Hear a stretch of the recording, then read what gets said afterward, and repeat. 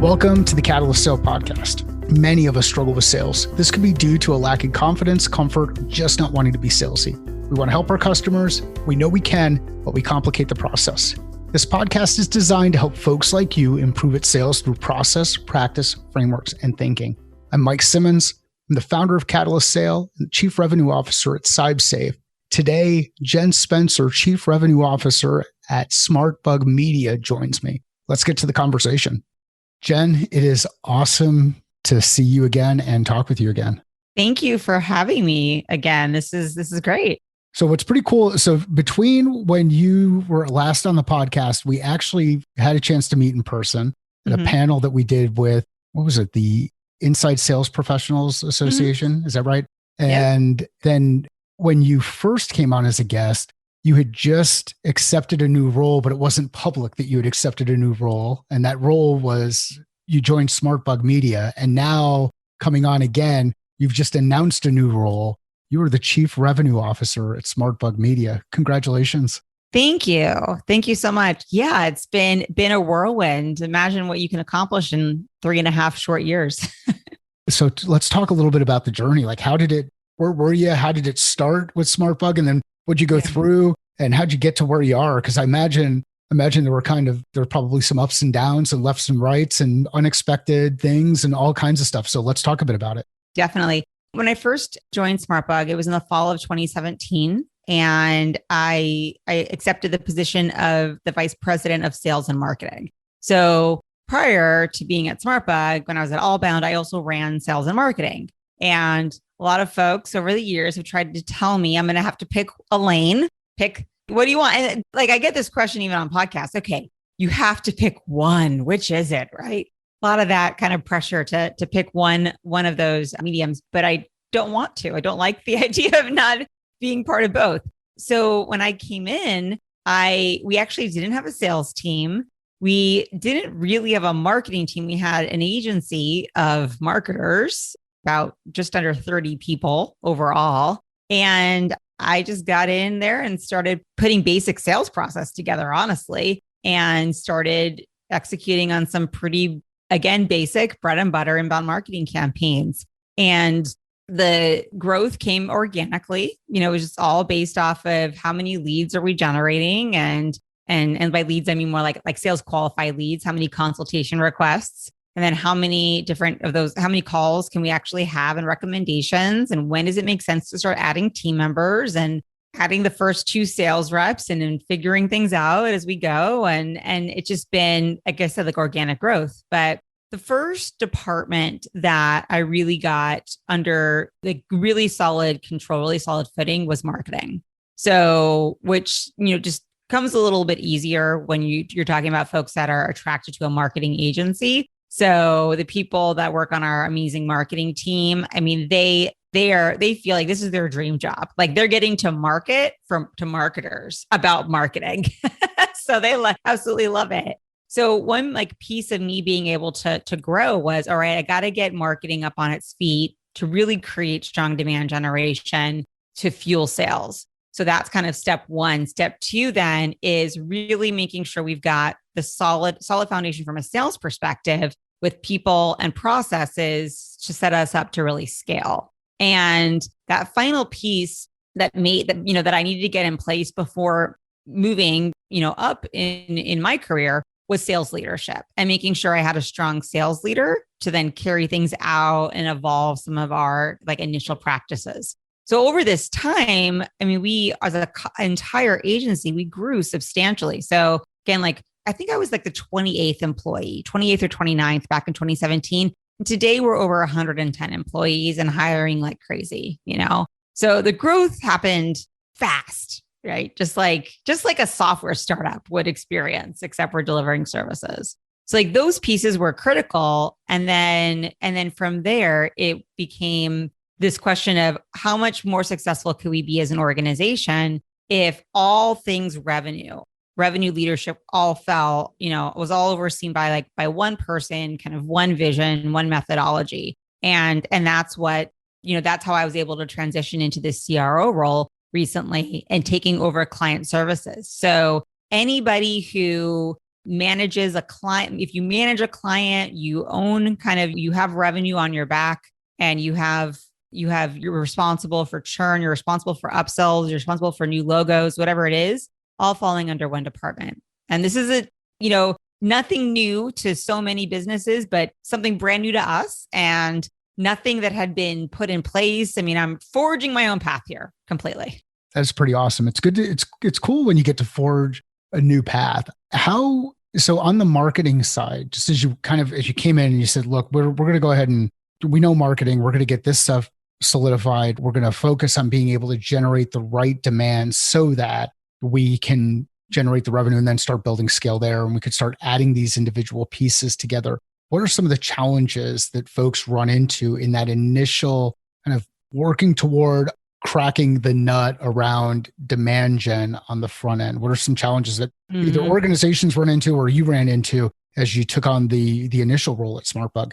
Well, I'll answer from the perspective of the challenge I ran into, because SmartBug was already practicing some inbound and was already producing content. And when I came on board, I literally felt like I was picking fruit off the ground, right? Of like, oh gosh, there's all these opportunities that are coming in, because the company had been blogging, had been creating long form content, had been really practicing what we preach for about 10 years. So there was a lot that was out there. But what it meant also was that we got what came in.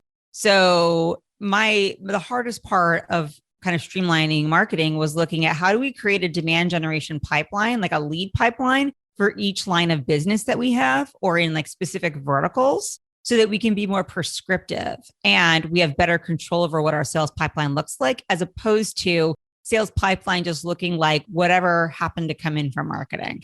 And so that was like a maturity kind of like growth opportunity that we had as an organization, that really came down to redefining our buyer personas, redefining our ideal customer profile, auditing all of our content, conducting SEO keyword research, and then just making sure that every second that we were spending on marketing was contributing to that one particular goal, which it sounds easy, but it's not. Like it's really, really hard. And in marketing, that marketers know, you're more likely to like choke than you are to starve. There's like so much stuff that you both feel you have to do, or you should do, or someone else is telling you to do. And so having that framework really, really helped. And now we're finally in a position where our director of marketing, Hannah Shane, she reports every month on, this is how many MQLs, SQLs, these are how many leads we're generating in these particular verticals based off of these sales goals we have aligned with each line of business. So we're at a level of sophistication that it truly, I mean, we probably could have gotten there faster than 3 years, but there was this whole pandemic that happened in the middle of all of this. What are you talking about? I don't know. I have no idea what you're talking about. But I mean, that we're finally at that place where like, oh my gosh, we have like really good data now. And we know, like we unequivocally know this is where we are thriving. Like here's where we're not. This is where we need to put area of focus. Why do organizations struggle with the idea of just slowing down to do the stuff that you're talking about? Like, well, as a marketing agency, the importance of buyer personas and ideal customer profile. And these are things you're doing with all your clients, but you've now had to go back in and put the lens on yourself and say, no, we need to do this for ourselves. What is it that happens inside organizations that they feel like they just have to keep going to the point where they do choke on something because so much is going on, rather than just pushing the brakes, having everybody pause for just a moment and evaluate the stuff that's around them? Why do we struggle with this? I mean, I would love to tell you that we paused everything and did that, but we didn't. We definitely just just charged right through it all. I mean, we did have to sunset some things, right? So we said, okay, here are the things we knew. These are the things that are actually contributing to revenue. Here are the things that either aren't enough to be valid, or we don't know. And let's actually press pause on those things. So you have to make some hard choices, but having the data really helps. I think organizations struggle when they don't have that data, because then it's an emotional decision, right? So I tell Hannah, I told my biggest fear is that we're spending time doing things that actually aren't contributing to revenue. Like that's the thing I stress about. And I stress like, oh my gosh, no one's going to tell me, Jen, this idea you had is crap, or because they're going to think, oh, well, I just got to do it because Jen asked for it. Right. So, and that's also the kind of relationship that I've been able to have with our CEO, Ryan Malone, is like, yeah, like he has high expectations and he wants like more, better, faster, the way like every CEO does. But he also responds really well to data and when you use data to tell a story and you say, this is what we're doing now. This is where I think we could go. This is what I need in order to get us there. And hopefully, you've been hired for that role, right? And there's a reason why you're there and you'll have a leader who says, okay, I trust you. But there has to be like a time box around it, right? Like we're going to take our foot off of the gas in this area for the next 2 or 3 months so that we can focus on this other thing. And then I'll report on where we are, right? And getting that commitment from your entire team. I think that's where people fail is you're not aligned across the board. There's no commitment among different departments and leadership to make that investment. And also in marketing, you can't just stop. Like you really can't. You can't just like not do anything. It will have an impact on you. And the worst is that if you just stop doing marketing, it's not just going to impact you tomorrow. It's going to impact you in like 4 to 6 months when you're not expecting it. And then you're like, wait a minute, what happened? What happened to the pipeline? Oh yeah, a couple of months ago, we took our foot off the gas. So it's tough, Mike. Yeah, it's tough. I think you really kind of looking at it and saying, hey, it's not a pause or a stop anywhere. It's to stop certain things and be acutely focused on doing these things while still having other things happen in the background. Because if you do stop on a number of those items, a number of the things that you have to do, you're going to create a huge gap downstream that'll be really hard to overcome. And heck, you might not be able to do it. I guess one of the other questions, just as you were talking through this whole idea of choosing your lane and saying, hey, are you going to go down the sales side? Or are you going to go down the marketing side? And then it's really cool to see more and more organizations embracing the revenue side of things and saying, look, all of this stuff fits in the same engine or same ecosystem or same, broader structure that we're putting together. Why do you think people feel the need to say, you've got to choose a sales role or you've got to choose a marketing role? Why do you think people have that pressure that's out there? Because at least from what I'm seeing, there's still a lot of organizations who will keep sales and marketing completely separate, and they've not adopted a revenue-oriented mindset. Why do you think organizations struggle with this? Well, I think, to argue against myself, right? Like I do have a leader. I have a director of marketing and I have a director of sales, right? And we have a vice president of client services. So I'm not like I'm doing it all. So in some respects, it's, well, no, one person can't possibly do this all. Agreed, right? Not without the proper support, for sure, right? I could not be as effective of a sale before I, became the CRO. I was doing direct like sales management with a team. I was hitting a point where I'm like, I can't do anymore. Like there's only so much time I have, or needing to have that marketing leader in place so that I could still have my eye and my opinion and perspective on things like brand or overall direction, but I can get out of the day-to-day, right? Like getting out of the weeds. So I think that does need to happen at some level, but I had to build it. It wasn't just going to be handed to me. I had to create the infrastructure to support my own career growth. But if I look at it from a completely different perspective, and I think about organizations that I know have very siloed marketing, sales, like that, all those pieces and why they're not on board, I think it's just something they haven't seen before. And I think, especially when you join a new organization, it's like no one wants to be the risk taker. You kind of go along with what that sort of status quo looks like, or what you've seen to be effective in your own personal experience. And we're still really early in these days of having someone like a chief revenue officer. And so, the more and more people like move into that role and we start to see organizations align around that kind of a like department structure, I think it will change things. But I still think we're in the early adoption stage of that sort of philosophy. And it is, as most folks know, I've taken on a role of CRO inside SciSafe, and it was extremely intentional about calling what traditionally would be looked at as a marketing function as demand generation. So we have demand, we have acquisition, and then we have retention and expansion. And ideally, by expanding business within existing accounts, we're retaining those accounts.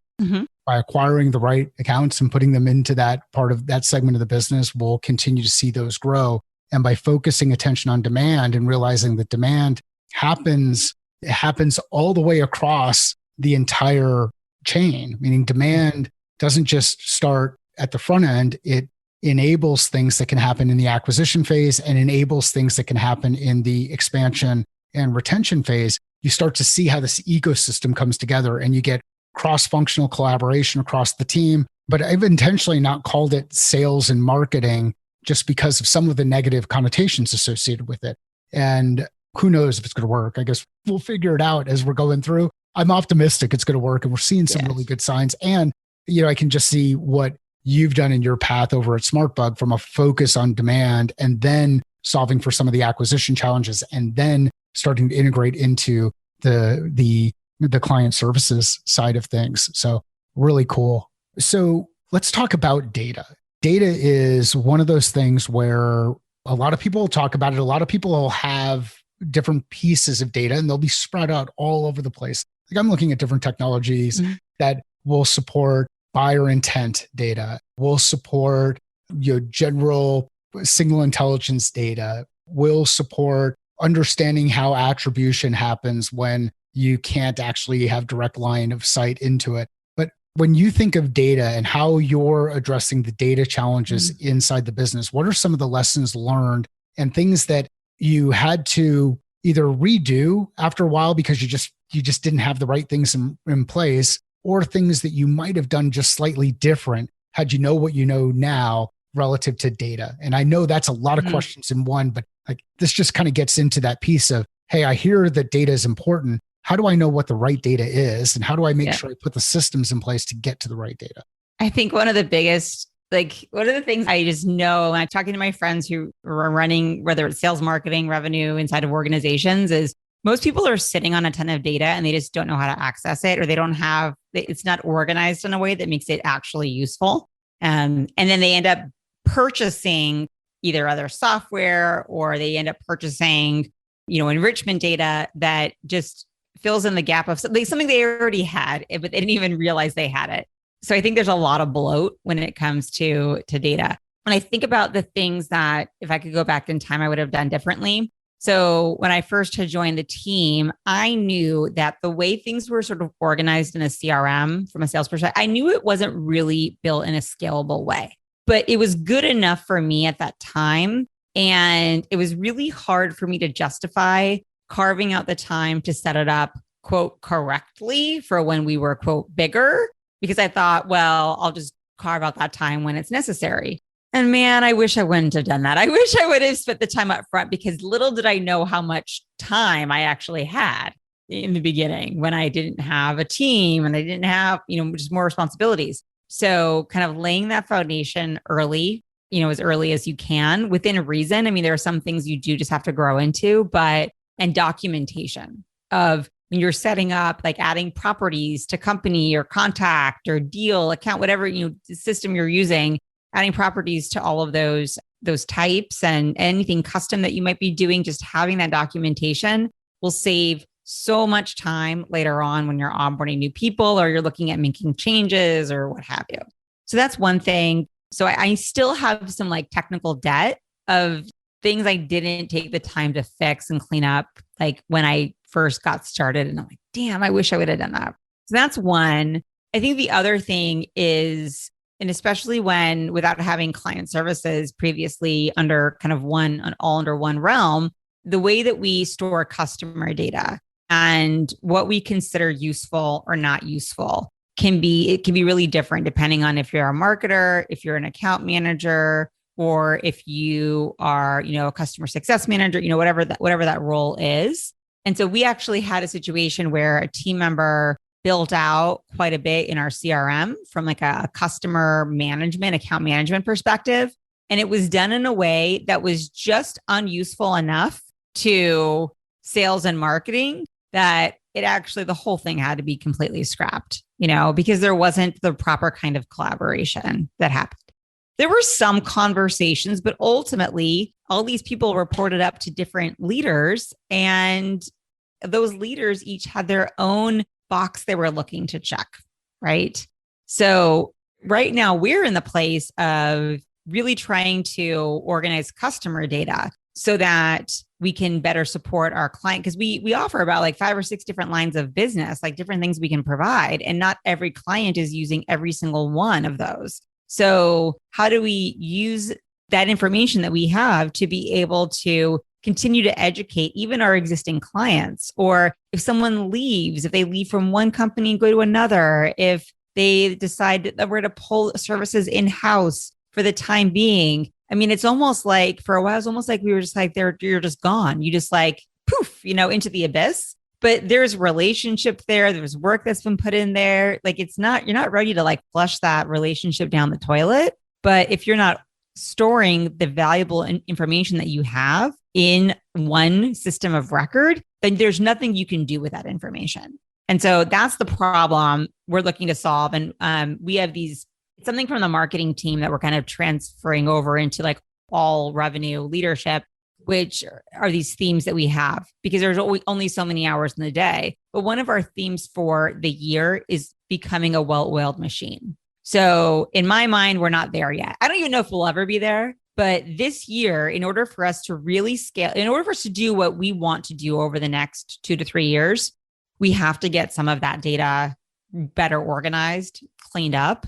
And so I'm kind of putting my foot down and going like, okay, we have to carve out time to do this because it's going to be a giant pain, next year or the year after. Yeah, the phrase that I'm using or words that I'm using around this are data hygiene and making sure that we're designing for whatever it is that we want to be able to do next. So how do we put the systems and process and database schema in place to support that? And I think one of the things that you highlighted there that's so important that organizations miss on is this importance of alignment and alignment across those teams inside the organization. Because if one team is working in the silo and they talk about customers in the form of contacts, and another group talks about customers in the form of people or companies, and another group talks about customers in the context of roles that they have, now you can get yourself into a situation where you can never connect the dots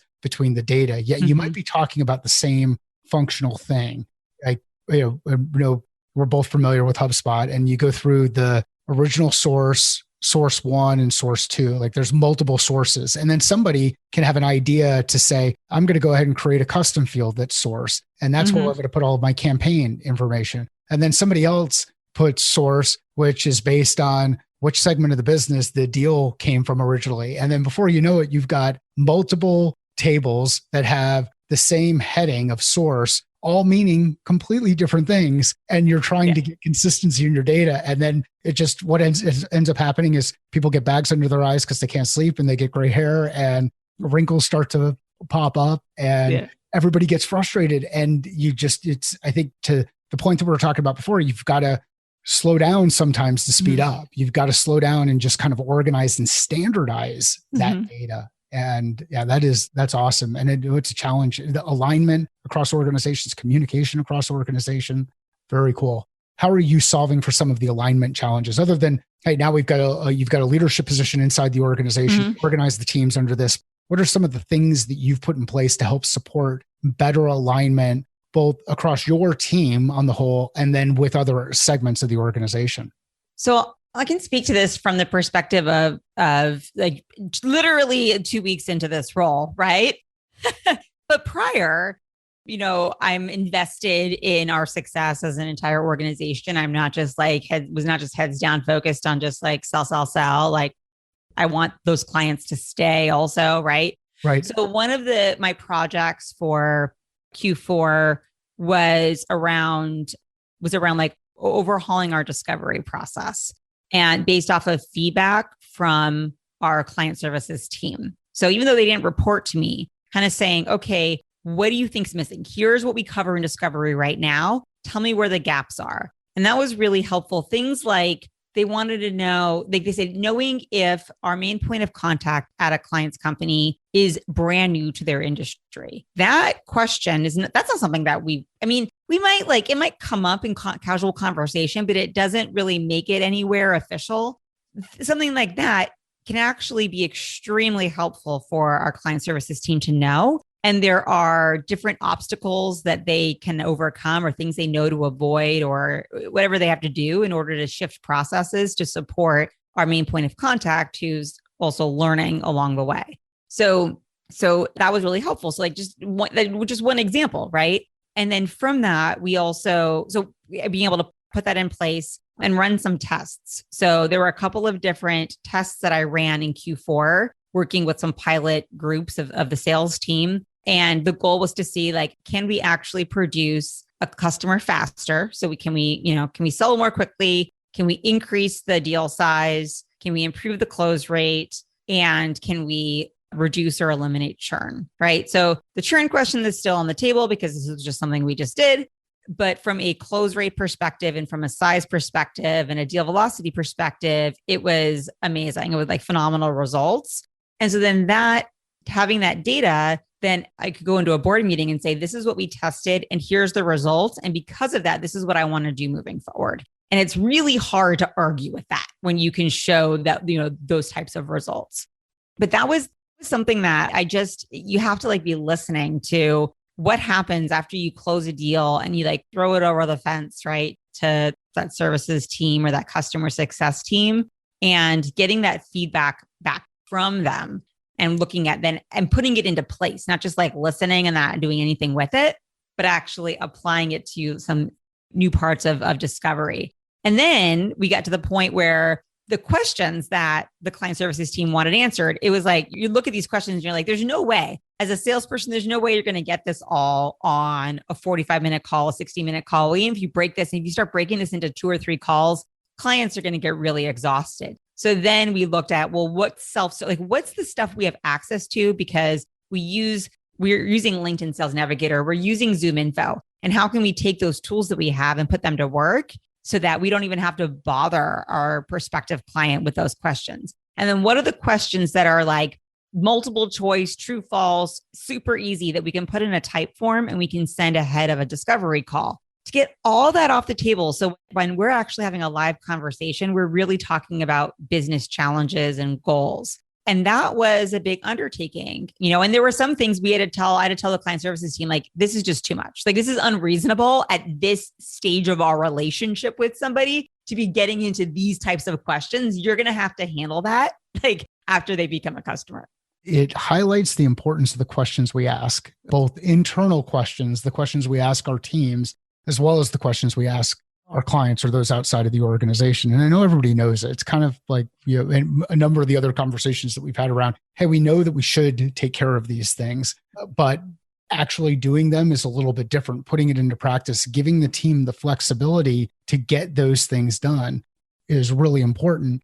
And one of the things that's helped me, and I don't know how much of this you're doing yet or might do in the future, but one of the things that's helped me is job shadowing work, where we get members of the team to participate in, maybe even sit in on a discovery call. So somebody from the success team sit in on a discovery call so that they can hear and see how some of those conversations go. Or later stage in the process, and our sales cycles are a little bit long, having product involved in those conversations or having members of the content team involved in those conversations, because not only can they hear things directly from the client, but they can also ask questions that I might not be able to ask as the account executive that's on call. If I ask that question as the account executive, the person might perceive that as it being related to some other agenda. If it comes from a product person inside the organization, or even a technical person on the engineering side talking to technical people,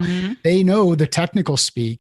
So one of the takeaways that's helped me here is just reinforcing across the team. We don't sell alone. We sell as a team. We leverage other members of the team. And if we bring people together and they start to see these things, all of a sudden you can create a much better set of alignment, both inside an internal team and then across functional teams. So maybe look at some of the job shadowing type stuff and buddying up on calls. It doesn't work in all instances, but something to test. I really like how you position the tests that you ran through. So having these time box tests, like a Q4 test, where you gather some data within a subset of the team, take that data and then be able to come back and say, based on this data, this is where I want to invest further. It's really hard to argue with that data rather than coming in and saying, hey, here's a couple of ideas we'd like to try. What do you think? And we know what the responses end up being there and how often it takes committees to make decisions when that kind of stuff happens. Yep. This is absolutely awesome.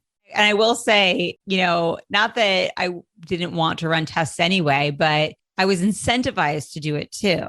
So like if you're kind of a CEO listening, I mean, my CEO, he tied my quarterly bonus to it. He's like, all right, like part of your like hitting your bonus is I need you to run like no fewer than 2 tests to try to improve this metric, right? So it's even like documented as part of a compensation structure, because then it's really hard to just ignore it, right? Because those types of tests are the things that you're like, oh, that's a good idea, but you don't get around to it because you can stay really busy doing a million other things. But as soon as you take a sales leader and you tie their compensation to something, man, watch out. They're going to do it. It's amazing how incentives can drive certain behaviors. Yeah. Absolutely. Absolutely. So I mean, moving forward in my role, it's like I lean into that concept, right? So like, what are the behaviors that we need to see? Everything has to roll back up to company goals and initiatives. And then it's just about pulling the right levers depending on which stage of the customer journey has the greatest friction or the biggest opportunity for improvement. And I don't know. I'm not sure. We'll see how it goes. I'll look forward to catching up with you in a year from now and see where we are. It sounds absolutely awesome. And I can't wait to hear and see how things continue to progress. And I'll share how things continue to progress on this end as we go through our series of tests. And because I've never done the demand gen side of things. That's why many of our conversations are around that, because it's just a huge gap for me. Yet something that we've got to get in place. And we're in the process of hiring for that role. And maybe by the time this episode goes live, we'll have already hired for that role. We've got a number of really good candidates there. Awesome. One of the other things, I know you do a lot of stuff outside of SmartBug. You're very active in the women in tech community, and you're active in a number of these initiatives to help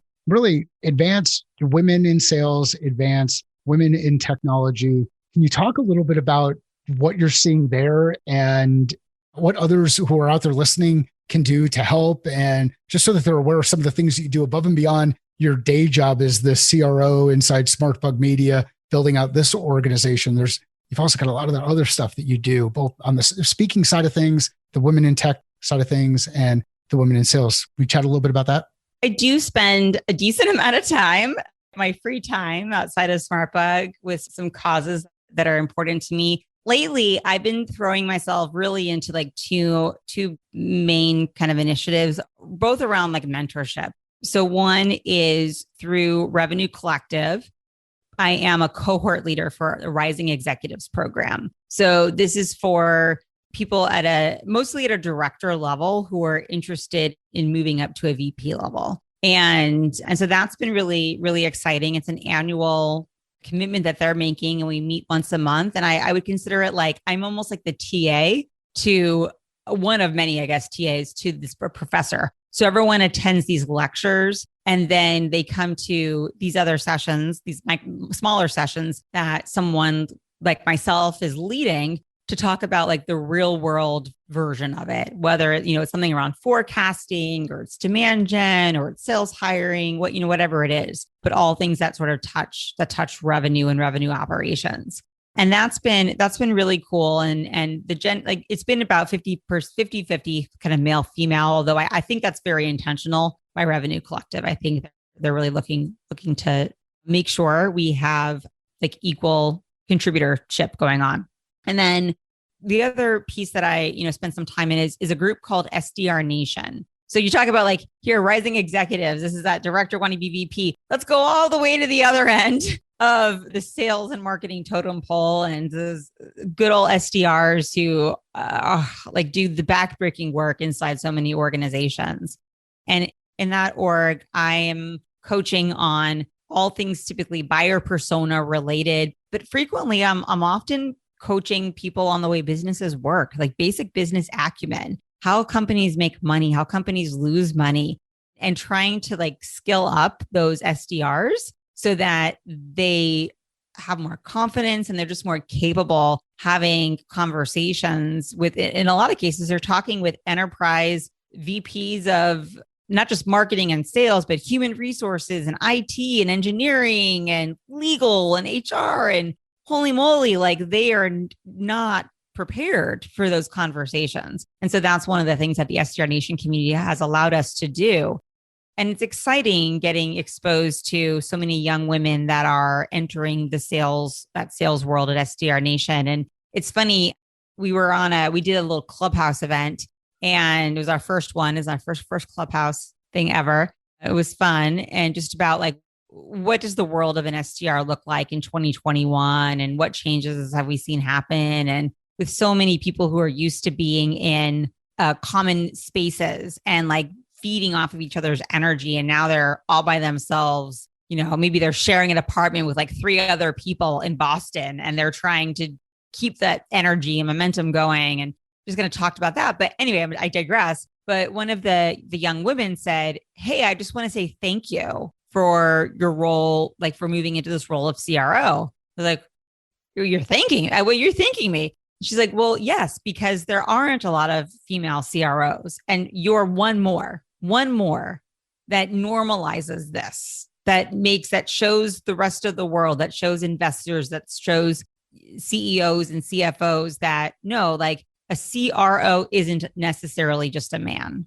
And I hadn't thought about it like that. But then I look inside Revenue Collective and I see, okay, of these like 300 CROs, there's 20 that are female. It's like, whoa, that's wild. So I'm trying to figure out the role that I get to play now in this new universe. And I'm excited about it, but I'm glad to hear female SDRs saying, okay, you're where I want to be. And thank you for showing me a path to get there. That's the stuff that gets me really excited. That is pretty powerful stuff.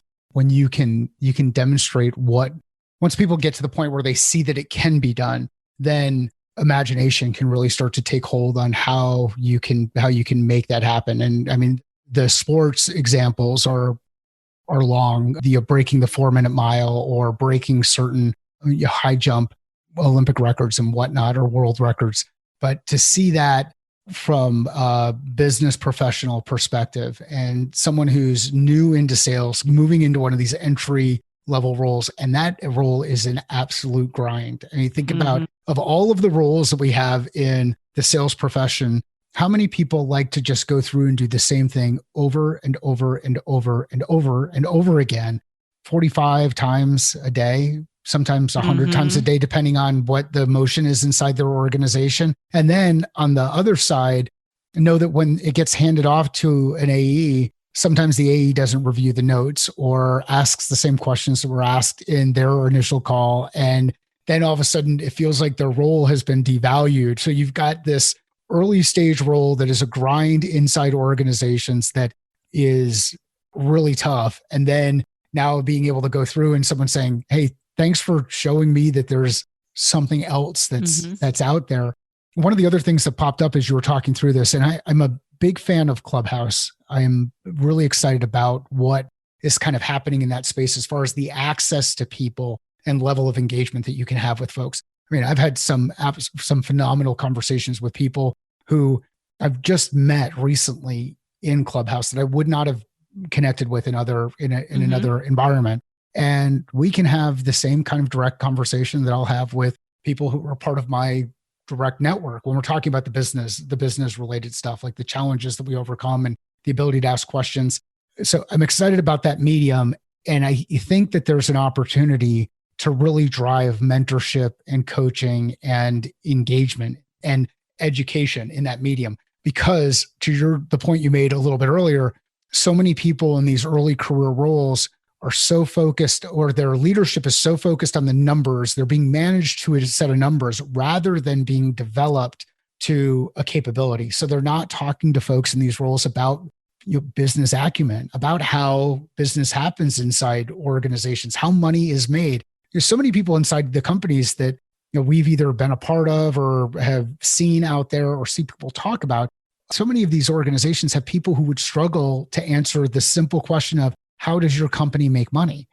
And so I think it's fascinating that you're doing this work and helping so many folks see opportunity that they may not have thought was possible before. And this is why the Revenue Collective is important to me. A lot of these community groups that we will kind of overlap in, we'll see each other in some of these same spaces. It's just awesome that more people are getting an opportunity to engage with good people in these forums. So thank you for doing the work you're doing. Oh, my pleasure. Although I'm looking for my cloning machine. I keep asking for it every year. No. Oh, or just a time freeze or, whatever, what other part. No, I mean, it's good, right? There's only so many hours in the day, right? And the more you can control, like where you spend your time, how you spend your time and making sure you're fulfilled by it. I mean, it's one of the hardest lessons I've had to learn and to kind of teach myself as I've developed in my career. And it's something I'm proud of that. Like, I'm proud of the fact that I know how much time I can invest and where I want to spend that time and what's valuable to me and what's maybe not as valuable, and being able to say no so that you can say yes to the things that matter. That's what it all comes down to. So what's a practice that you use to say no? Oh, I'm really bad. I need to get better for real, but it sometimes depends on how the request is coming in. So I don't respond to every single person who asks me for something on LinkedIn. I just can't. I'm just not going to even go down that rabbit hole. So some of it's just, you have to just kind of protect yourself and take a pass.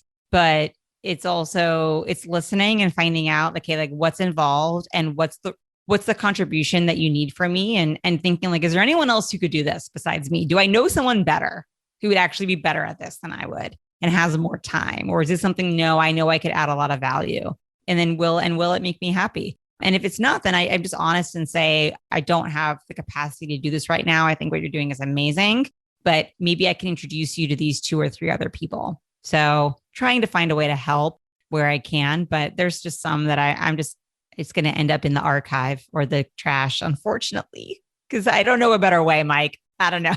I'll take advice. I think it's awesome. So you're listening to this and you heard Jen just walk through her process. She basically, I'm going to repeat a lot of this, but said, I know what I like doing.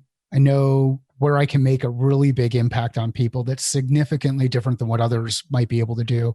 I know a lot of people who can make either a similar impact on some of those things or a better impact on some of those things. So I could leverage my network.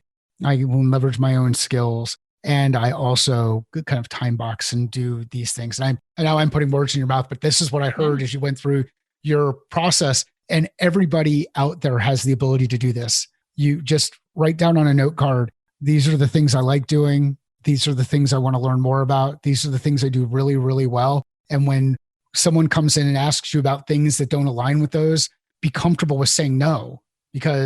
And when you say no, if you can introduce them to somebody else who's really good at those things, now you'll help them and you'll help somebody else. And you won't waste your time. Jen, as always, these conversations are absolutely amazing. Where should people go to find out more about what you're working on? And where would you like people to connect with you if they'd like you to ask something that you might say no to? It's a joke, but like, where do you want people, where should people follow you? So I'm pretty active on LinkedIn. So you can reach out, let me know that you heard this Catalyst Sale podcast episode. So I have like context for the conversation. Might be more willing to listen listen if you have a request. I half joking, but honestly, like letting me know that you heard this discussion provides me with a level of context I wouldn't have for anyone else that might be reaching out. And so that's a great way to follow and see kind of what I'm up to. And then of course, smartbugmedia.com. So that's my day job, my love, all the work that we're doing as a team that fulfills me, and would love for folks to take a look at some of our content, some of the work that we've done and how we're helping organizations. Perfect. Make sure you follow Jen. If you do reach out in context, demonstrate that you've actually done some work in advance, that you're not just asking for a handout, asking for Jen to do something for you without you actually taking a couple of steps first. If you know of anybody who would enjoy listening to this or get value out of listening to this episode, please share it with them. Thank you for listening to the Catalyst Sale podcast. Sales is a thinking process. How are you thinking differently about yours?